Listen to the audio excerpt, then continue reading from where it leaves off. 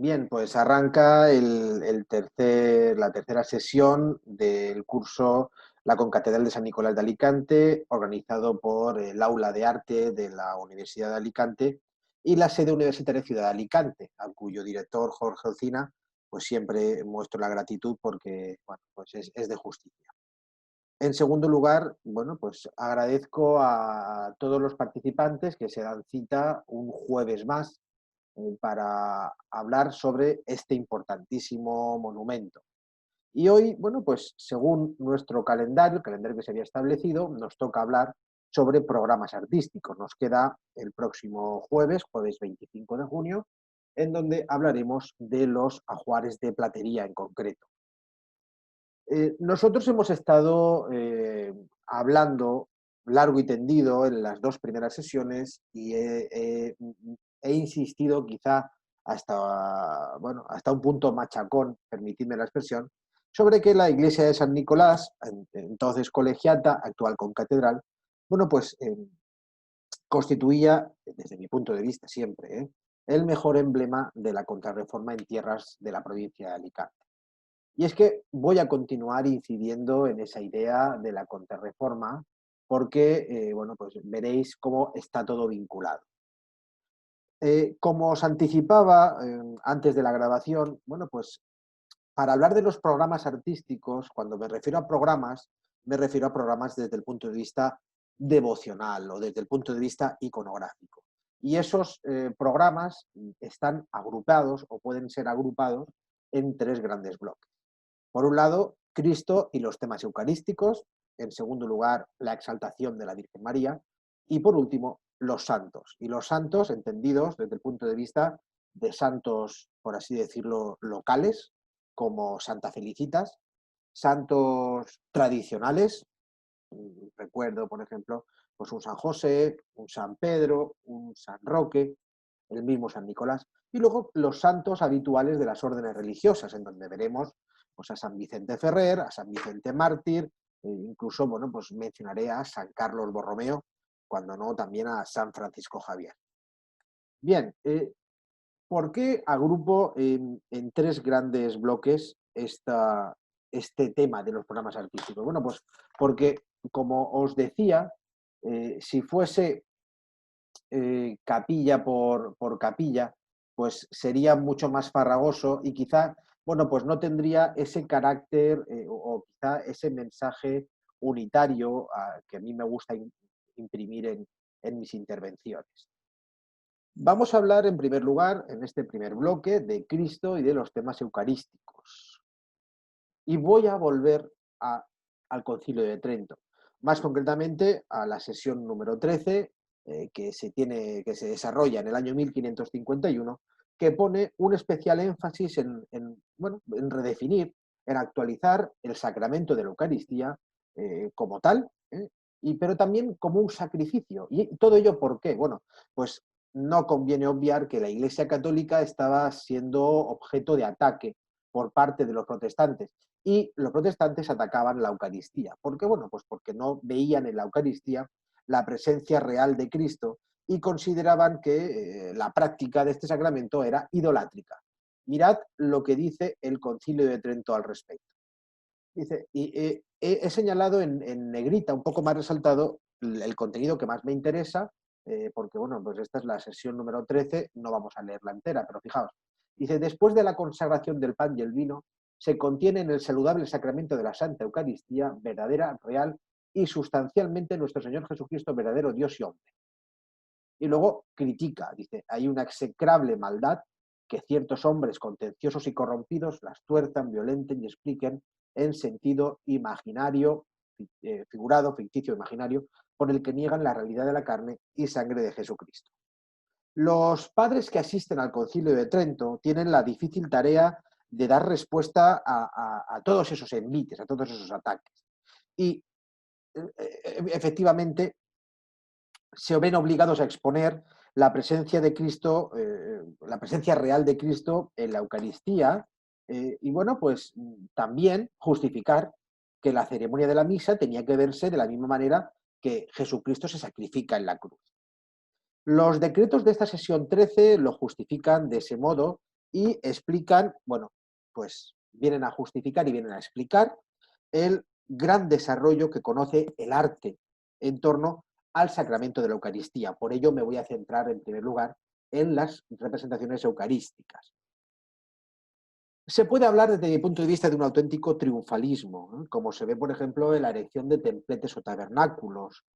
Algunos de ellos, y es el caso de la concatedral, bueno, pues un tabernáculo exento que crea o que genera un espacio auténtico que está destinado al culto de la Eucaristía, en los que, bueno, pues esta sagrada forma estaba permanentemente expuesta en su custodia, o bien en esos frontales de altar que se renuevan a partir del Concilio de Trento, tras conocer un nuevo estatus que le asigna estos decretos tridentinos, con todo un increíble aparato decorativo desplegado en torno al altar. En el plano de la arquitectura vamos a hablar de capillas de la comunión. Tenemos que hablar el caso importantísimo de la capilla de la comunión de la iglesia de San Nicolás. El culto eucarístico se ve reforzado, pues lógicamente, por las procesiones del Corpus Christi y todo lo que está rodeando a estas procesiones del Corpus Christi, las danzas, la carroza de la custodia. Bueno, pues todo esto era símbolo de la adoración a Cristo en ese misterio de la transubstanciación, ¿sí? Sin olvidar, pues lógicamente, las muchas pinturas, las representaciones iconográficas de temas alusivos a la comunión que se pueden ver en las puertas, por ejemplo, en las puertas de acceso a la capilla de la comunión desde el claustro. ¿Todo ello para qué? Bueno, pues para enfatizar el mensaje eucarístico que se ofrece ya desde la propia arquitectura. Eh, es decir, vamos, en una palabra, al auge de la Eucaristía le acompaña un particular desarrollo de las artes y de las instituciones que las promueven. Hay que hablar de cofradías y hermandades dedicadas al culto eucarístico, que se dedican a organizar la procesión del Corpus Christi. Bueno, todo ello mostrando siempre un determinado mensaje de exaltación de Eucaristía. Desde los propios finales del Concilio de Trento, bueno, pues se fueron desmontando todos los elementos que codificasen la visión del altar mayor. Por ejemplo, los coros, no en España, ¿eh? Y bueno, aunque ya la semana pasada hablamos desde el montaje del coro de la concatedral de San Nicolás, pero bueno, es un caso extraordinario porque los coros en España se mantienen. De hecho, el modus hispánico del coro es el coro en el centro de la nave. Bueno, ¿para qué se hace esto? Bueno, pues para eliminar todo lo que impedía la visión total del altar. Ese altar tenía que ser contemplado desde cualquier punto de vista y no solamente el altar, sino la Eucaristía que se expone en su custodia en su correspondiente tabernáculo. Aquí hay que recordar las palabras del cardenal Borromeo, que dice que el tabernáculo fuese colocado en el centro del altar mayor. Ese altar mayor debía ocupar el centro del ábside de manera destacada, tenía que estar levantado sobre una escalinata que debía hacerlo todavía más visible. Y bueno, os quiero contar que antes de pasar a hablar sobre el tabernáculo de la concatedral, bueno, pues os quiero contar que en España encontramos, por así decir, dos modos, o una doble vertiente, si queréis. Eh, esa tendencia de ubicar el tabernáculo exento en el centro de la capilla mayor, pues nos está remitiendo, por un lado, a una vertiente que podríamos decir que es netamente andaluza, como por ejemplo la Catedral de Granada, aquí veis en la imagen, con su tabernáculo en el centro, cuya concepción del espacio parece que sirve de modelo para las catedrales, por ejemplo, de Guadix, que es la que tenéis aquí, o de la propia Almería.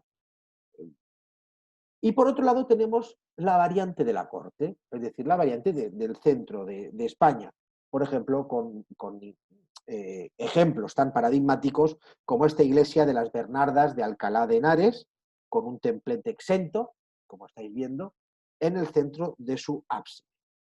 Algo de estos modelos, tanto de la vertiente del sur como de la vertiente de la corte del centro de España, bueno, pues y lógicamente también influido por las palabras del arzobispo Aliaga, se lleva a la arquitectura de cuño contrarreformista nueva, como es el caso de esta colegiata de San Nicolás.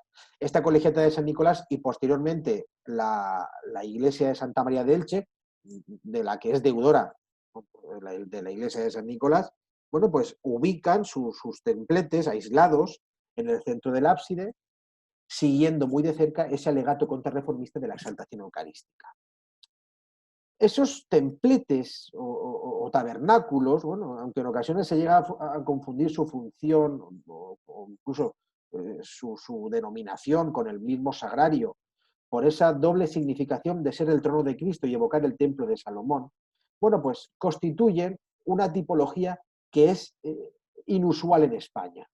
¿Por qué? Pues porque esto solamente se aplica a grandes templos y fijaos, no solamente ellos, sino que en zonas periféricas, como es nuestra provincia, bueno, pues eh, ante el protagonismo que conoce el retablo del altar mayor, que lógicamente pues, es mucho más efectista, tienen más posibilidades de mostrar pinturas, esculturas, que vinieran a descifrar un mensaje determinado. Bueno, pues la presencia de estos templetes en esta zona resulta excepcional, extraordinaria, no solamente, perdonad, he pasado de diapositiva sin querer, no solamente por su presencia en el epicentro del culto, sino también pues, por su configuración, por sus materiales. Normalmente son templetes de planta central, hechos con mármoles, otros embutidos también pueden darse. Unos materiales que estaban netamente justificados por las ideas contrarreformistas, se podían añadir ricos materiales, a veces los hay de madera policromada, por ejemplo, el caso de la iglesia de Santa María de Alicante, para la cual se hace en el siglo XVIII ese templete cerrado del que nos ocupábamos en el otro curso. El primero de los templetes en época contrarreformista que se hace en territorios de la diócesis de Orihuela, más o menos actual provincia de Alicante, es este tabernáculo para la iglesia de San Nicolás, para la colegiata, en el centro del presbiterio, alineado con el eje longitudinal que potencia la presencia de la capilla mayor, que está dedicada a San Nicolás, titular del templo, detrás de este templete, y bueno, pues a su camarín, con la patrona. La Eucaristía quedaba expuesta de manera perpetua en este tabernáculo con puertas, como veis aquí, que pueden estar puertas abiertas o puertas cerradas, y es un tabernáculo de mármol polícromo, lo veremos ahora después a color, es un tabernáculo de mármol polícromo, bueno, que es que parece que está labrado en Italia, posiblemente con trazas enviadas desde España, porque quiere ofrecer soluciones similares a ejemplos muy paradigmáticos, como el modelo de Herrera Barnuevo para la capilla de San Isidro de Madrid, y bueno, pues, o incluso el que hace Melchor de Aguirre para la iglesia de Santa María, perdón, de Santa Cruz la Real en Granada. Se ve nuevamente esa doble vía de influencias, ¿no? Porque por un lado tenemos el uso de la columna salomónica, que se ve en el ejemplo de Madrid, pero el uso de los mármoles que se ve también como en el sur. La historiografía indica que este tabernáculo se salva del incendio, del bombardeo francés de 1961, perdón, de 1691, por lo que, como es evidente, el tabernáculo estaría ya hecho en ese momento. Las investigaciones del profesor Joaquín Sáez ya desvelaron hace 35 años que en el año 1688 este templete ya estaba colocado y además enmarcado en el proceso de obras que se emplean en el último tercio del siglo XVII en la colegiata. Tenemos un primer testimonio, bueno, pues que se refiere a un memorial que el Cabildo alicantino manda a la corte, sin que pueda precisarse su fecha, aunque seguro que es anterior, bueno, aquí veis una fotografía de los mármoles polícromos, es anterior a 1668, se pide ayuda para hacer frente a la premiante necesidad de allegar recursos para el pago de las obras. En uno de los pasajes se refiere esto. El presbiterio no se duda que no esté concluido, solo dice que le falta el sagrario tabernáculo, pero esta pieza no se halla ordenada por don Braulio, porque le pareció que el que está colocado era decente para que sirviese hasta que la bolsa de las obras estuviese con desahogo y posibilidad de hacer otros más ostentosos. Más adelante, uno de los representantes del Concejo Municipal advierte, dice, el tabernáculo sagrario lo tiene concertado y ajustado la ciudad y electos con auto de notario, y que se está trabajando en Génova, a lo cual se responde que el haberse hecho no fue por necesidad precisa que hubiere, sino que como el cabildo no contribuye en la imposición ni en lo que se ejecutan las obras, y lo demás de la colegial no lo paga de su bolsa, le fue fácil proponerlo. Sigo, dice, aunque esté como está ajustado y se trabaje en él, no es embarazo para que se deje de resolver lo que la ciudad en su memorial suplica, porque el precio del salario está concertado en 900 libras, a cuenta de las cuales hay 200 libras, poco más o menos, es decir, fijaos, se dan 3 columnas de jaspe para que se haga, se envían para la fábrica de dicha pieza, y luego las 700 que faltan se pueden pagar de lo que se beneficiaría el sagrario que hoy está colocado, que será de más de 200 libras. O sea que hay que vender un sagrario para poder pagar el siguiente. Lo que sí que queda claro es que el sagrario se contrata en Génova por 900 libras, a las que había que descontar, pues esas 200 de las 3 columnas de jaspe que se habían mandado. Hay otro texto, en este caso, pues se trata de un informe que se manda al virrey de Valencia, en donde indica la conveniencia de que se pagase y asentase el tabernáculo en el altar mayor que se está esperando de Génova por Orán. Ese mismo documento dice que la pieza llegaría 2 o 3 días más tarde. Es decir, si el documento es de 1688, pues se entiende que el tabernáculo llegó en ese mismo año. El templete, este tabernáculo alicantino, se caracteriza por la importancia de las columnas salomónicas, como estáis viendo. Están dispuestas en chaflán, sobre las que cabalga un entablamento, con unos frontones semicirculares cóncavos, aquí los veis, una cubierta con una maravillosa cúpula, y voy a volver a la diapositiva anterior donde se ve mucho mejor la cúpula. Mirad qué bonita la cúpula. Esta cúpula está adornada con estos pináculos, estos angelitos que en otros momentos seguramente llevarían atributos de la pasión. Por lo tanto, bueno, pues tendríamos una mezcla muy bonita, muy cuidada, de elementos escultóricos, pero también mezclados con lo arquitectónico, de una gran riqueza decorativa y, lo que es más importante, una gran riqueza cromática, con un uso a la española del mármol, basado en 3 colores, el rojo, el negro y el blanco. Este templete está lejos de la monumentalidad de los otros, bueno, de los otros ejemplos de España, porque bueno, pues había que permitir, voy a volver a la diapositiva anterior para que me entendáis bien.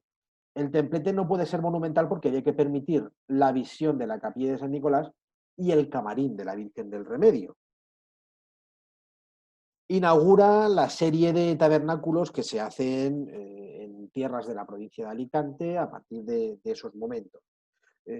Como se desprende de sus formas, el tabernáculo de la concatedral, y voy a quitar todos esos textos que hemos visto antes, ese tabernáculo, que aquí lo veis en blanco y negro, es deudor, y sobre todo por el uso de los mármoles, por ejemplo, del retablo de los genoveses de la Catedral de Cádiz, en donde el uso de unas grandes ménsulas, el uso de las cunas salomónicas, bueno, pues parece que también están próximos al ejemplo de Alicante.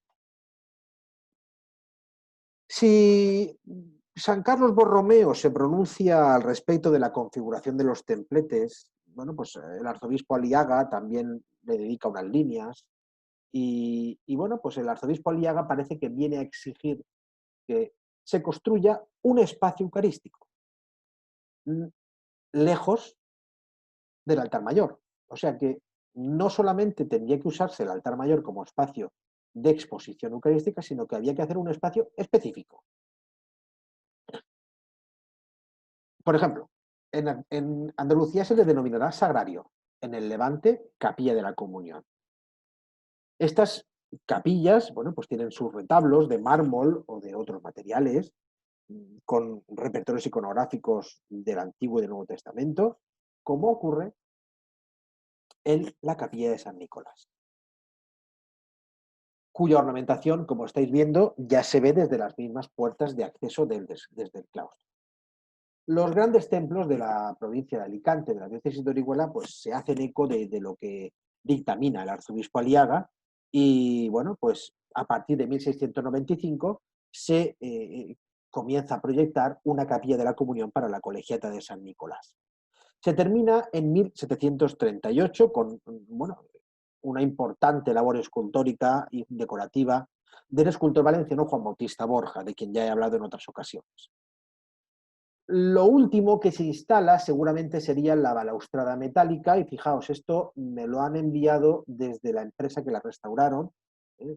La barandilla se instala en 1739 y fijaos, dice, en el interior existe esta inscripción que dice: el 12 de septiembre, en la ciudad de Valencia, en 1739, le escribió, le escribió Juan de Arias y Guzmán por gracia de Dios. La historia de esta construcción, bueno, pues con muchas lagunas, se conoce gracias a los hallazgos que hiciera Joaquín Sáez Vidal en los años 80. Se emplean, como habéis podido más o menos deducir, en torno a unos 40 años en su construcción. En torno a esa construcción gravitan numerosos artistas, pero el impulso definitivo ocurre a partir de 1720 con la presencia de Juan Bautista Borja. En 1695, como decía antes, surge esa idea, pero lo cierto es que en 1688 ya se advierte en la documentación, mirad, que se hiciera una capilla para ajustarse a los mandatos del arzobispo Aliaga, y bueno, pues la Junta Municipal vota en 1688 que se hiciese una capilla de comunión, de que se necesitaba tanto por la estrechez del puesto en que está ahora, o sea, que seguramente estaría en el transagrario, por así decir, y que iba tan de aumento la población mediante este sentir, en que era más justo el acabar de incluir las obras dentro de la iglesia, por ser lo primero la mayor decencia en el culto divino. Esta solicitud de hacer una capilla, pues quiero pensar que no tuvo una acogida favorable. Seguramente se debería a razones de tipo económico. Hay que tener en cuenta que el emplazamiento de la capilla, de la entonces capilla de la Virgen del Remedio, ya servía de capilla eucarística, por lo que no se contempla una necesidad, digamos, apremiante, y no se vuelve a hablar de la capilla de la Comunión hasta el año 1694. Fueron razones de espacio y también, pues, de manera indudable, las mismas razones derivadas de los destrozos de los bombardeos de 1691, las que impulsan en 1694 la labor de reconstrucción de la capilla de la Virgen del Remedio, que estaba en el claustro. Pero la intención no era volverla a edificar en el mismo lugar, sino que el nuevo proyecto podría admitir alteraciones con respecto a ese primitivo edificio. Las medidas aparecen consignadas en un acuerdo municipal del año 1694, en donde se decide que se tenía que erigir una nueva capilla. Para ello, primero había que expropiar un solar que estaba ocupado por la vivienda de Francisco Mojica. Mirad, en el documento se dice que ha acordat fer y construir una nova y decent capella per a dita Mare de Déu, y que ésta servisca y haya de servir de capilla de la comunión. En ese mismo texto se pone de relevancia el deseo de que el nuevo espacio tuviera unas dimensiones mucho mayores. ¿Por qué? Pues porque la población va en aumento y hay que dar cabida a toda la población. La capilla no tendría comunicación directa con la iglesia para no obstaculizar las celebraciones litúrgicas, saltándose de esa manera una de las premisas que ya ponía el arzobispo Aliaga. La construcción se interrumpe durante los años de la Guerra de la Sucesión, en 1700-1714, si bien no se reemprende hasta 1720. Bueno, pues a partir de 1720 está la presencia importantísima del escultor Juan Bautista Borja. Y es a partir también de estos momentos en cuando ya se deslindan las funciones. Mirad, en 1720 se dice: se tiene que expropiar otro solar, en este caso a Gaspar del Castillo, y bueno, pues digamos que se separa. Dice, no se podía hacer capilla capaz para los efectos sobredichos sin tocar su casa, es decir, la casa de Gaspar del Castillo, y que aun tomándole la mayor parte de ella no se ejecutaría la fábrica con la capacidad necesaria, por lo que procuró se consolase con dividir las capillas, haciéndola del Sacramento junto a su casa y la de la Virgen en otro lugar. Tan fue así que en 1723, cuando las obras más o menos estaban acabadas en cuanto a la parte arquitectónica, se admite la propuesta de construir una capilla para la Virgen del Remedio en un lugar diferente. Un año más tarde, bueno, pues ya estaría la capilla concluida y un memorial se incluye el detalle de que están acabándose los bultos de los doctores de la Iglesia y de los evangelistas. Esta capilla de la Comunión, y esto no es ningún secreto porque la conoceréis seguro, está, bueno, pues a los pies de la iglesia. Aquí la tenéis señalada, en el lado del Evangelio, con una planta de cruz griega cubierta con cúpula sobre pechinas. En esas pechinas se esculpen, tenéis una vista, se esculpen en alto relieve las figuras de los 4 evangelistas. Mirad, aquí tenéis a San Mateo, reconocido por el ángel que lo acompaña, San Marcos con el león, San Juan con su águila y San Lucas con el toro. En los machones achaflanados se disponen representaciones de los padres de la Iglesia, San Gregorio, San Agustín, San Jerónimo y San Ambrosio.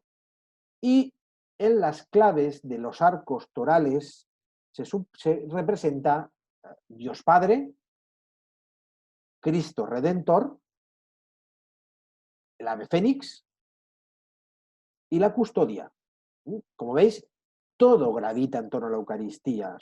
Y además está dispuesto todo entre unos paramentos almohadillados que parecen recordar los casetones romanos.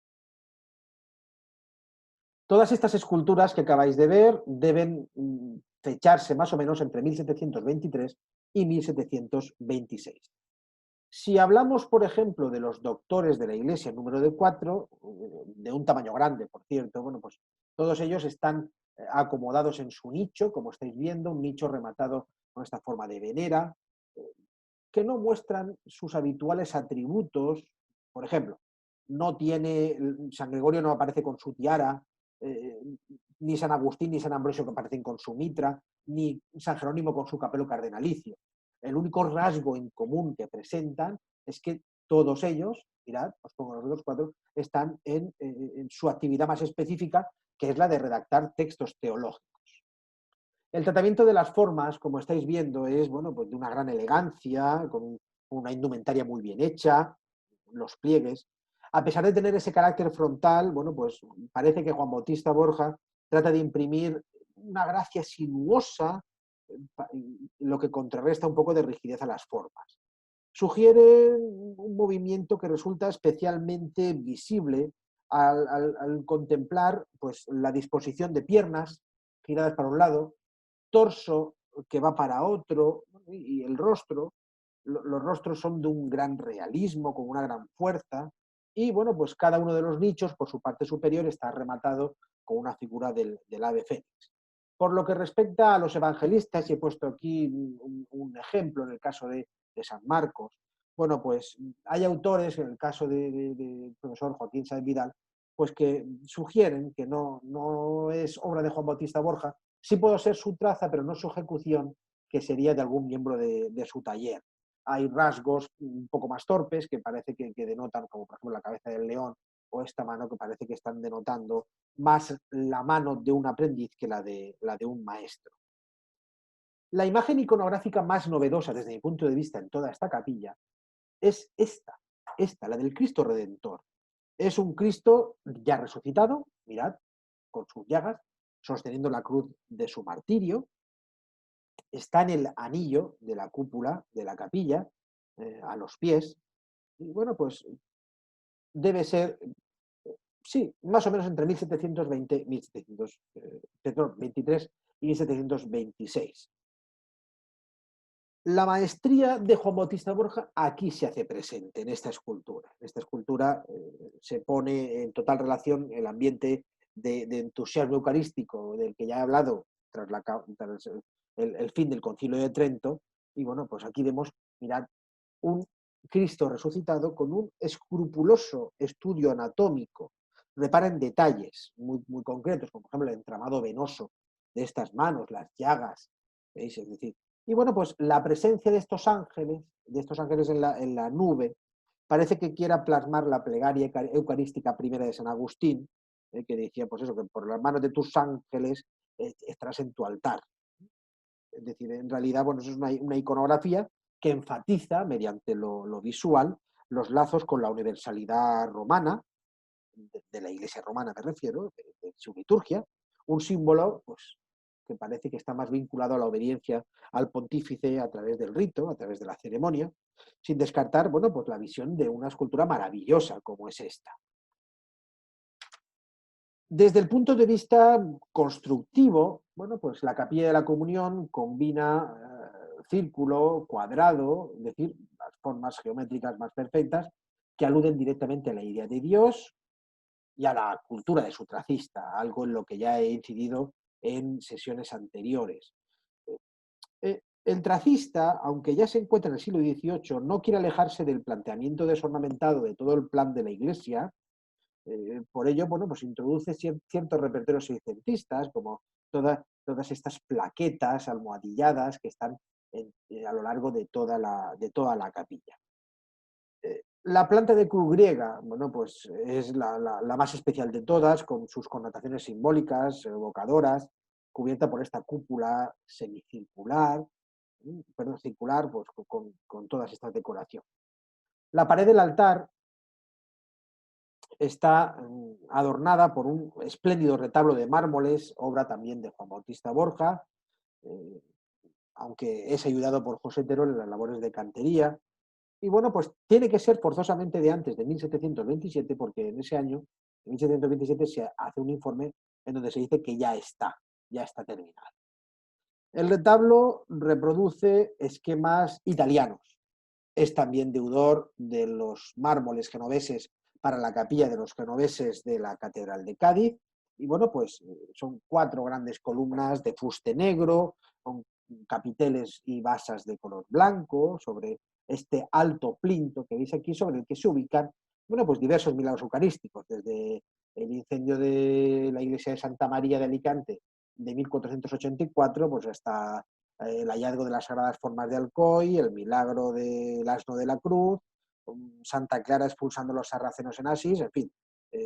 Bueno, por cierto, hay algunos otros relieves que no han podido ser identificados hasta este momento. Hay un interesante tabernáculo de mármoles rojos aquí y sin duda la pieza más interesante es esta plaqueta que está aquí, esta plaqueta que representa la Anunciación en mármol de Carrara con un marcado aire italiano.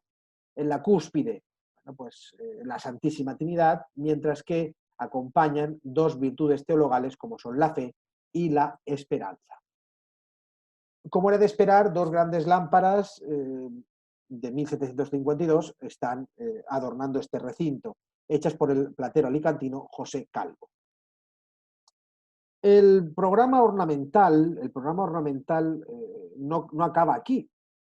No acaba aquí porque hay que tener en cuenta las puertas de madera talladas hacia 1728 para esta portada, con placas con relieves de temas eucarísticos. Bueno, pues fijaos, en 1723 se dice que se ha colocado en la iglesia colegial el escudo de sus armas en la nueva capilla del Santísimo Sacramento, y que habiendo sido siempre la idea de la ciudad poner sus armas sobre la puerta de dicha nueva capilla. Es decir, fijaos cómo en el remate está el escudo de la ciudad, ¿eh? Custodiado por estos 2 ángeles que sostienen una custodia, digamos, al estilo de lo que se había practicado dentro. El carácter de esta portada revela la impronta del escultor Juan Bautista Borja. Como ya pues, se ve, lo más interesante son estas puertas de madera de nogal, hechas hacia 1728, como decía, en donde se ve, bueno, pues Eva ofreciendo la manzana a Adán, Moisés, la última cena, los discípulos de Maús, el sacrificio de Caín y Abel, en fin, bueno, pues toda una serie de escenas del Antiguo y del Nuevo Testamento, y además, bueno, pues hay guiños locales, como el Castillo de Santa Bárbara, un complejo programa iconográfico que venía a insistir en la necesidad de la fe para no dudar de la presencia de Cristo en la Eucaristía. Hay que tener en cuenta, bueno, pues las puertas del interior de la capilla y también la portada del exterior, es decir, de la calle, en cuyo único cuerpo se aloja una escultura de la fe, obra de Juan Bautista Borges. Otros temas interesantes de la vida del aspecto eucarístico o de Jesucristo, por ir avanzando, bueno, pues por ejemplo este lienzo del bautismo de Cristo, una obra que ya Lorenzo Hernández Guardiola atribuyera al pintor alicantino Agustín Espinosa en 1766, bueno, pues que muestra, como veis, a Cristo de una factura, bueno, pues regular, si queréis, muestra a Cristo recibiendo las aguas a manos de Juan el Bautista, y aquí tenéis dos pequeños cuadritos de forma oval en donde se representa, bueno, pues, la creación del mundo, aquí y aquí el arca de Noé. Aquí, bueno, pues hay una serie de tallas de estos angelitos y aquí el emblema, uno de los emblemas de San Nicolás. En cuanto a las esculturas de Cristo que aún subsisten en la concatedral, bueno, pues hay que citarse, tiene que citarse este caso, el caso del Cristo de la Buena Muerte. Un Cristo de la Buena Muerte que ha sido atribuido tradicionalmente al escultor de Estrasburgo, Nicolás de Bussy. Nicolás de Bussy tiene muchísima presencia en los finales del siglo XVII y en los principios del siglo XVIII. Fijaos, tan es así que se le documenta como vecino en Alicante en sus desposorios con Micaela Gómez en la iglesia de Santa María en el 1676 y bueno, pues también actúa como padrino de bautismo de los tres hijos del pintor Juan Conchillos en la colegiata de San Nicolás. No tendría que ser extraño, ¿no?, que Nicolás de Bussy estuviera por aquí, pero lo cierto es que un análisis detenido de esta talla indica que, bueno, pues está lejos de obras de Nicolás de Bussy, os muestro algunas. Este es el desaparecido Cristo del Calvario para Lorca, donde veis como aquí tenemos unos brazos arqueados, y en el caso de Lorca son los brazos rectos, o el mismo caso para el Cristo de la Sangre de Murcia, unas esculturas muy dinámicas, brazos rectos. No se puede de momento aportar el nombre del Cristo de la Buena Muerte de Alicante. Sí se pueden establecer, bueno, hipótesis que de confirmarse o de ser ciertas, bueno, pues se elevarían todavía mucho más la categoría de esa escultura de Alicante. Desde luego el torso es deudor del torso del Belvedere. El torso del Belvedere es una pieza arqueológica del siglo I que se descubre en Roma en torno a 1505, 1507, en el papado de Julio II, y a la cual miran muchos artistas de ese momento, por ejemplo, Miguel Ángel o Rafael. Los modelos de Miguel Ángel y de Rafael están todos influidos por este torso de mármol que aparece en el patio del Belvedere. Algo de esto seguramente, si no fijaos en este pliegue, la articulación de la masa abdominal, algo de todo ello se ve en esta escultura. Bueno, este parentesco no hace sino acentuar la autoría italiana de este Cristo. Bueno, pues también es cierto que muchos artistas españoles se dejaron influir por lo italiano. Y bueno, pues aquí tenemos una escultura no del siglo XVII, como se estaba diciendo, sino más bien del siglo XVI, concretamente del segundo tercio del siglo XVI, en donde tenemos pues, brazos semiarqueados, este perizoma que está reducido a su mínima expresión, que a lo mejor pues, también pudo haber sido modificado en tiempos posteriores, y por qué no, una anatomía plana, pero muy corpórea, o, por ejemplo, bueno, pues si hablamos del rostro, de la cabeza, del típico mechón, la melena que se arremolina aquí en este lado derecho, en la órbita de los mejores escultores españoles, por ejemplo, Jerónimo Quijano, cuyas obras tienen ciertas semejanzas con este Cristo de Alicante. Hay que tener en cuenta una talla muy bonita, una talla del siglo XVIII de Cristo en el Sepulcro, actualmente en la antesacristía, atribuida por algunos autores al círculo del escultor valenciano Ignacio Vergara. Bueno, pues una pieza de una calidad muy alta, en su exquisita anatomía, un paño de pureza genialmente tratado. Lógicamente, por su calidad, pues hay que pensar en un escultor de primera fila. De finales del siglo XIX es esta imagen del Sagrado Corazón, obra del valenciano Aurelio Ureña, en torno a 1887, según las últimas investigaciones hechas por el historiador Víctor López Arenas.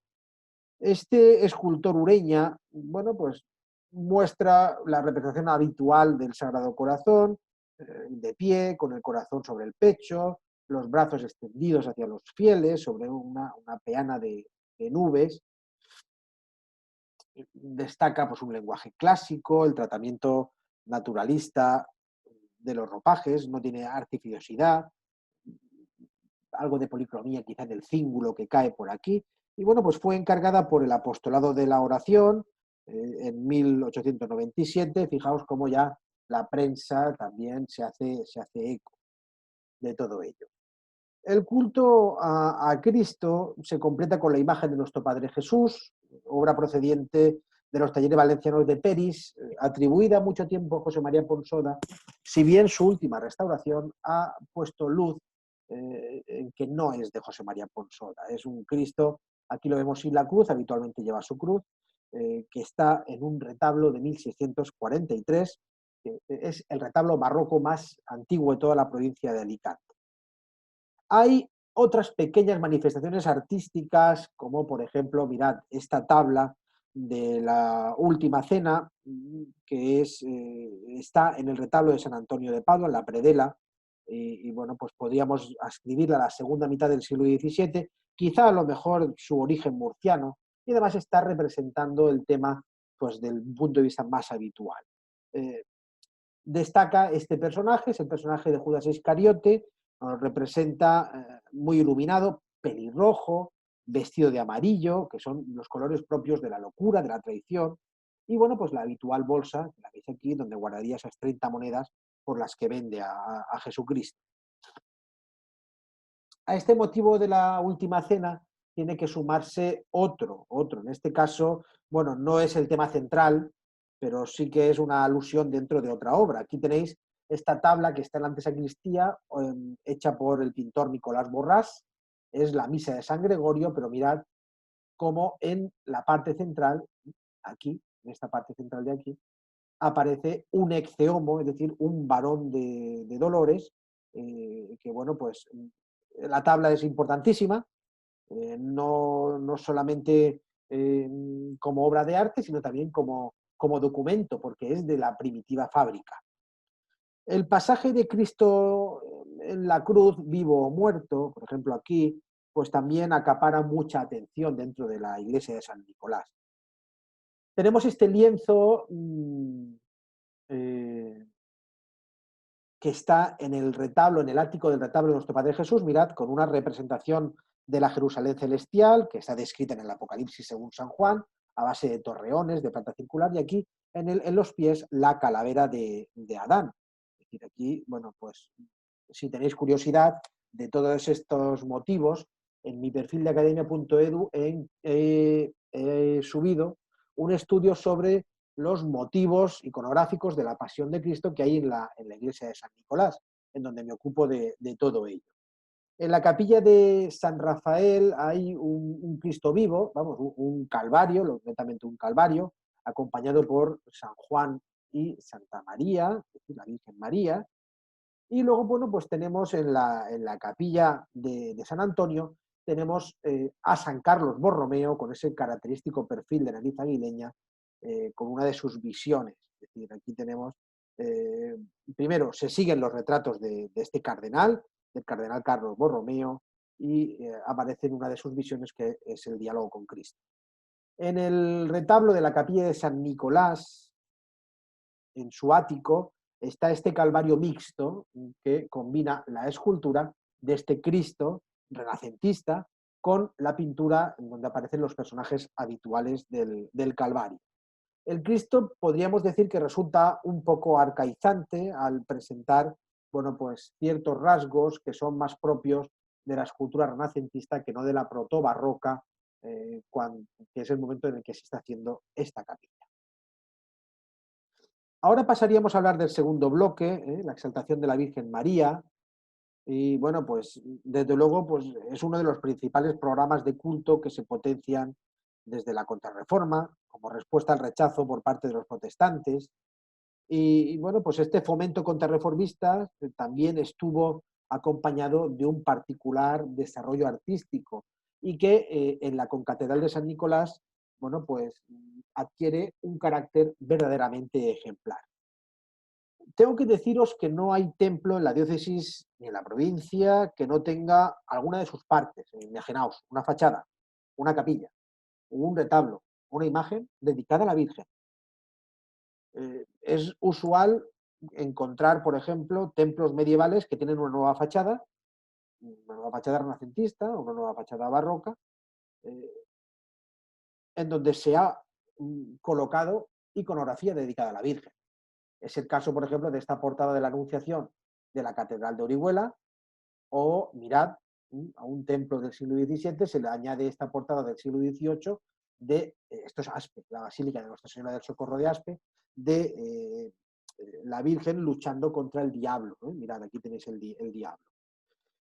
En realidad, todo esto parece que, bueno, pues quiere proferir una nueva imagen de la Virgen. La Virgen es la vencedora de todas las herejías, eh, la Virgen es la más victoriosa, cuando no, bueno, pues se presenta a la Virgen con Jesucristo niño en su regazo, como este caso de la advocación de la Virgen del Remedio, de esta portada lateral de la colegiata de San Nicolás. Un pequeño conjunto escultórico llevado a cabo por Juan Bautista Borja en los momentos en los que se estaba haciendo la capilla de la comunión. Aquí, bueno, pues tenemos un grupo que combina grandeza, combina serenidad, equilibrio, bueno, aunque, como todas las producciones de Juan Bautista Borja, pues parece que es una imagen fría, un poco lejana. El volumen de la figura pues, hace empequeñecer el marco en que se alberga.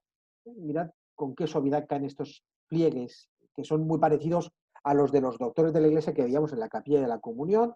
Y bueno, pues siguiendo sus repertorios más queridos, mirad cómo asoman estas máscaras con efectos de sorprender en los lugares más inesperados, como son los brazales del trono. Tiene que hablarse también, por ejemplo, de este retablo que vino con el tabernáculo de mármoles. De hecho, tiene los mismos colores, en donde en otros momentos hubo un lienzo de Juan Conchillos dedicado a la Inmaculada Concepción, lienzo que hoy está en el aula capitular y que estaría aquí, y bueno, que hoy en día está esta escultura de la Inmaculada de la que me ocupo un poco más adelante. No conviene pasar por alto tampoco este busto de Dolorosa, atribuido a la escuela valenciana del siglo XVIII. Bueno, pues los parecidos con la obra del escultor valenciano José Esteve Bonet, director de escultura de la Real Academia de Bellas Artes de San Carlos, son muy evidentes, una talla exquisita, que se muestra delicada en los detalles más insignificantes, como esta puntilla. Mirad, como esta puntilla que sobresale por el cuello, en que se deja ver esa camisa de lino, o un velo muy sutil, muy sutil, muy sutil, con el que cubre su cabeza. Esta talla plasma un tipo de imagen devocional repetido a cientos en la España del siglo XVII, si bien, bueno, pues su origen podríamos ubicarlo con el escultor Pedro de Mena. Como en otras obras, los colores no están puestos de manera azarosa, sino que el rojo y el azul están hablando directamente de muerte y eternidad. Completa el repertorio dedicado a la exaltación de la Virgen María esta escultura de la Inmaculada hecha por el valenciano Aurelio Ureña en 1896, encargado por la Archicofradía de Hijas de María y Santa Teresa, que estaban establecidas en el monasterio de las Capuchinas. Bueno, pues he recogido aquí parte de los recortes de prensa de ese momento, que no voy a leer por falta de tiempo y que os invito a que leáis cuando suba el PowerPoint a academia.edu y el vídeo a mi perfil de YouTube.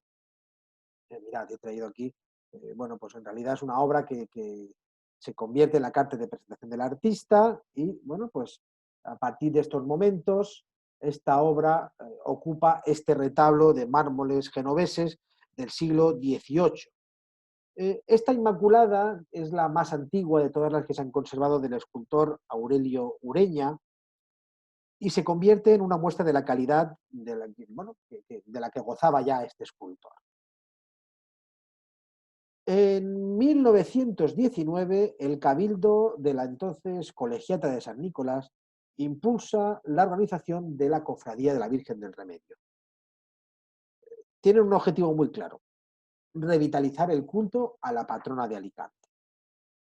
Para llevar a cabo, bueno, pues el Cabildo reúne un grupo de señoras que pertenecen a las principales familias de Alicante, que son, bueno, pues las encargadas de realizar una serie de iniciativas orientadas a incentivar, a promover el culto de la patrona y a ampliar el patrimonio artístico. Una de las primeras decisiones es la restauración del camarín de la Virgen ante el deterioro que presentaba, y se le encarga la obra a Juan Vidal Ramos. Juan Vidal Ramos, pero también hay que hablar de otros artistas que participan en las obras, como por ejemplo Rafael Reus, que es el encargado de hacer todos estos relieves que veis por aquí, incluso el de detrás, y también el escultor Aurelio Ureña, nuevamente, que es quien realiza esta peana, este trono, sobre el que se asienta la imagen de la Virgen del Remedio. Se conocen los detalles de la ejecución, bueno, pues gracias a las actas de la cofradía, y que, bueno, pues reproduzco algunos por aquí que podéis leer más convenientemente.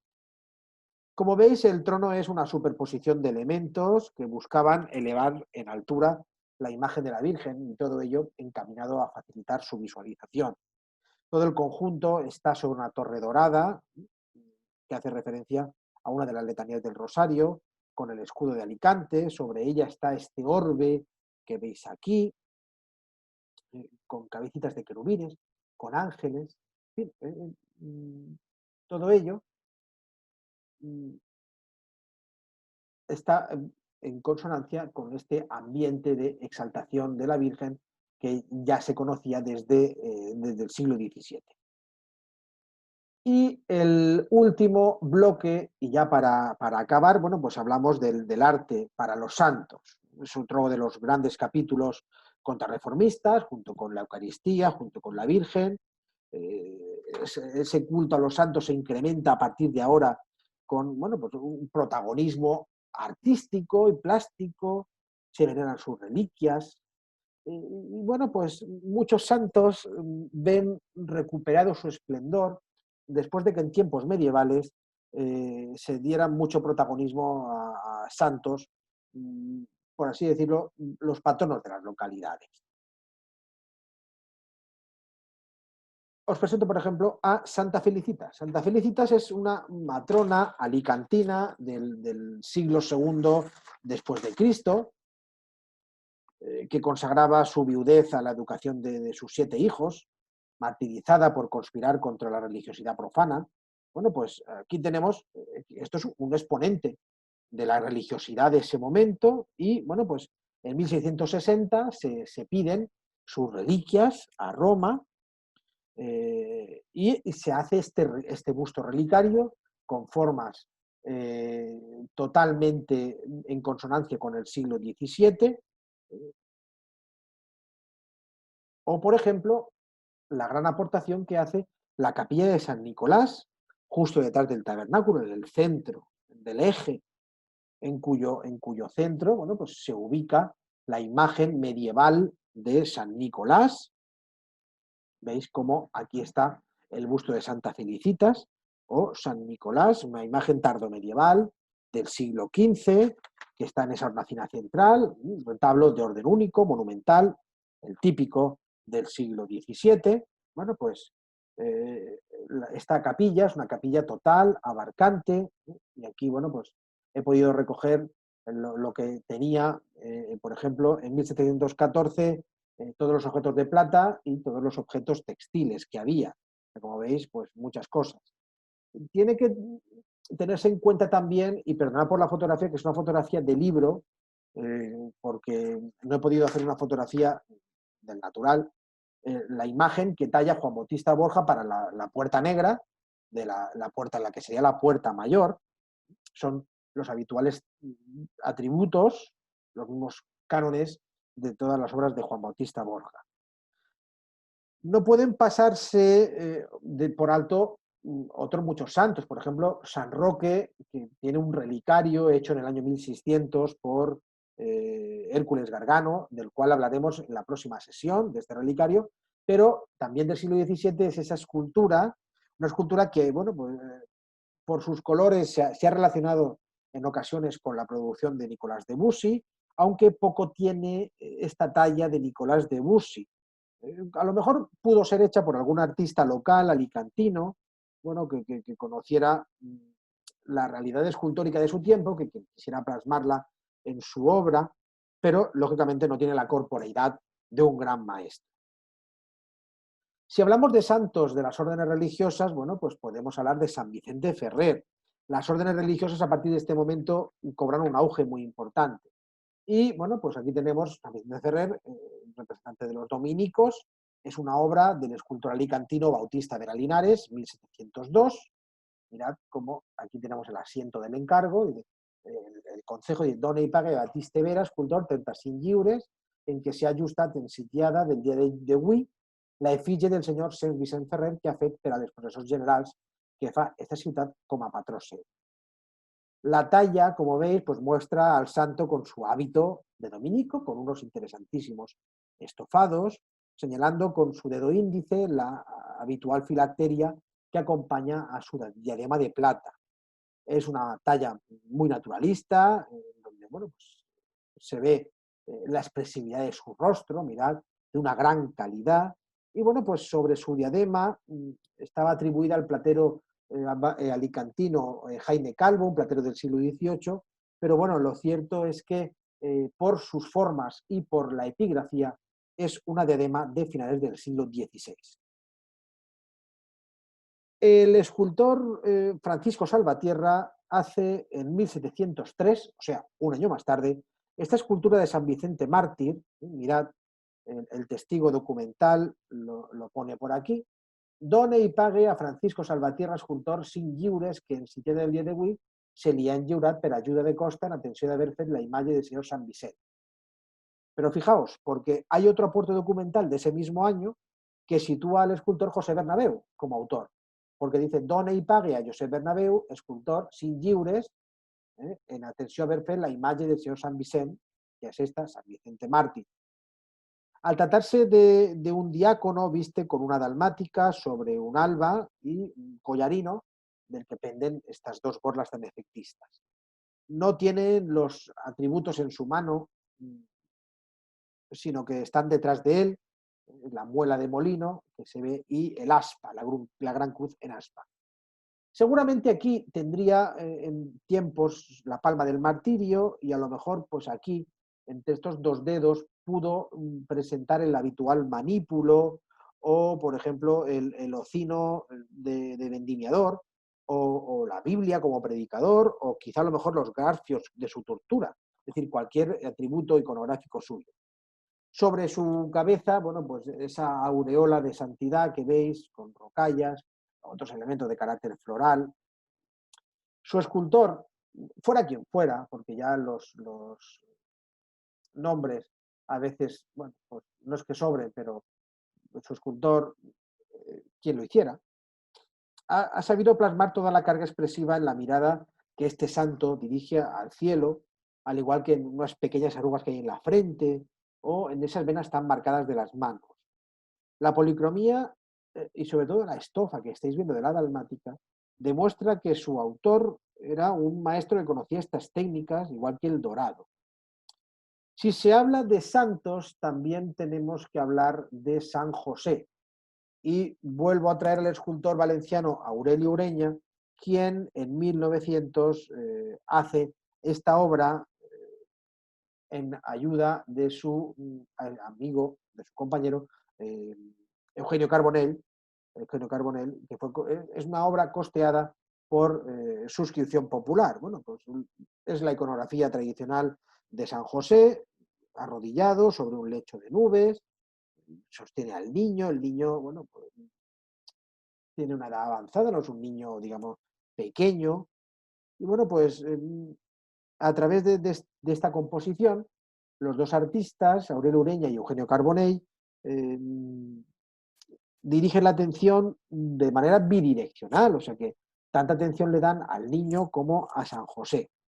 La imagen está en consonancia con las imágenes, con la producción del escultor valenciano Aurelio Ureña. Bien, pues hasta aquí está bueno, hecho este repaso por los programas artísticos de la Concatedral de San Nicolás y ahora, bueno, pues a vuestra disposición para preguntas o para sugerencias.